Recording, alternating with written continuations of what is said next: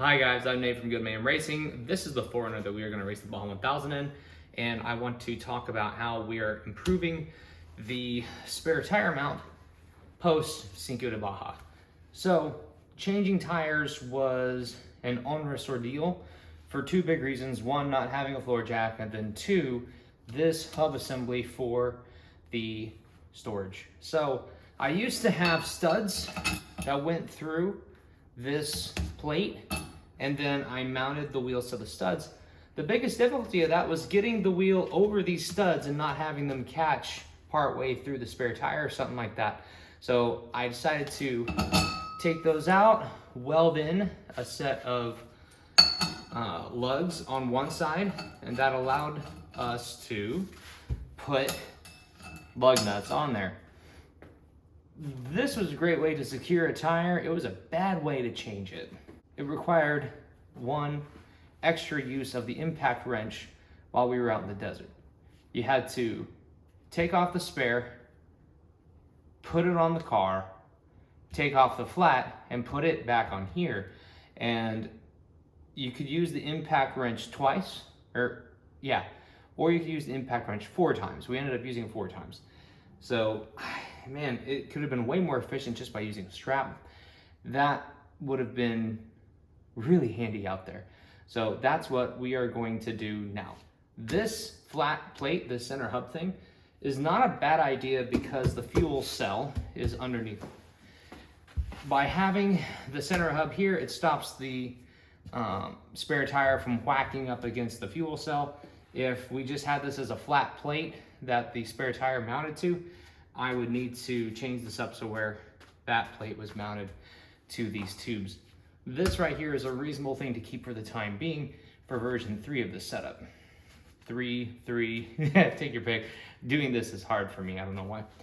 But I want to take a tube or a pipe, cut it off to being maybe like a 1/4 inch, 3/8 of an inch long, and then it's going to sit on top of here, and that's going to act as a centering hub to keep the spare tire laterally in place.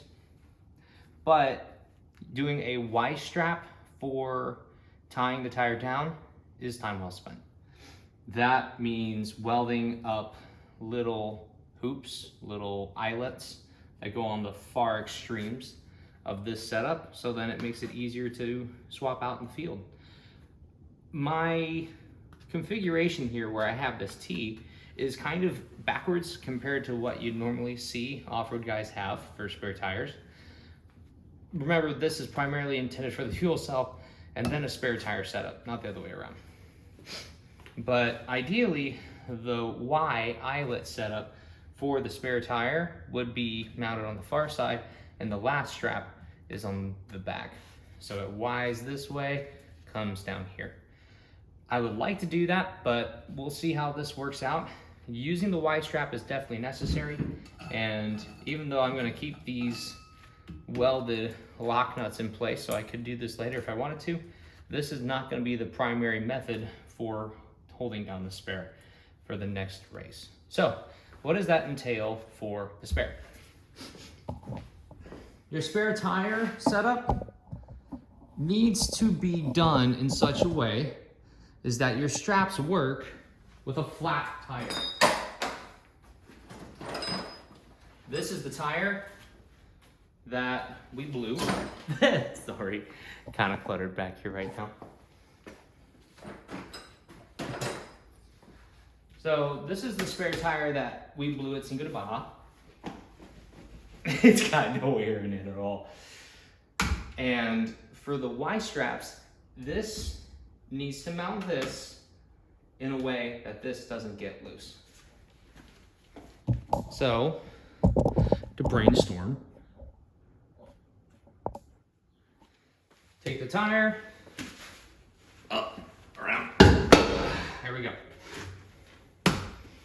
So talking with Steve Tayo, we want to have this spare tire accessible, use the Y straps, and last but certainly not least, have it protected with a crumple zone, a bash bar. A set of roll cage tubing that's specifically designed to crumple upon impact by another racer. It's called nerfing.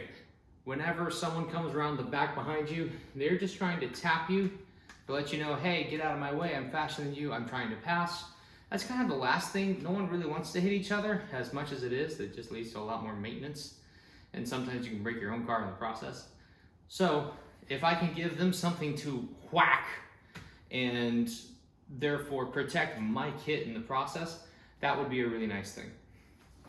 Usually you're gonna get nerfed in the slow areas, as in everyone is traveling slower, but if I'm traveling slower than the guy behind me, he will come in and bump it. And at that point, we are moving up and down. The back end of the truck is rolling around doing this, right? So the Nerf bar, a real Nerf bar, the crumple zone needs to be far out enough from the spare for them to hit, but high enough to protect this wheel. So I will probably set it up to where it's in the middle or the higher third of the spare tire. So it will come around here. Since we're outside of the life-saving part of a roll cage, we don't really need to worry about noting the structure, especially since we are intending it to fail. But it would come up from here, around, protect the tire, well around back, and then there would be one more level. And this would be to protect the fuel cell. Comes out here, up and around, and back. Then this tube and this tube will probably have roll cage tubing bracing them together to provide extra reinforcement.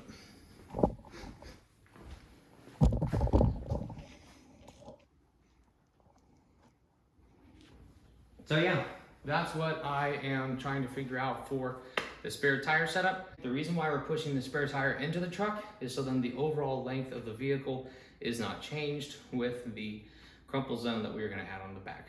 So I am Nate from Good Mayhem Racing. We will see you out in the desert, if not my garage, and the garage is about to get really busy in the next couple weeks. Laters.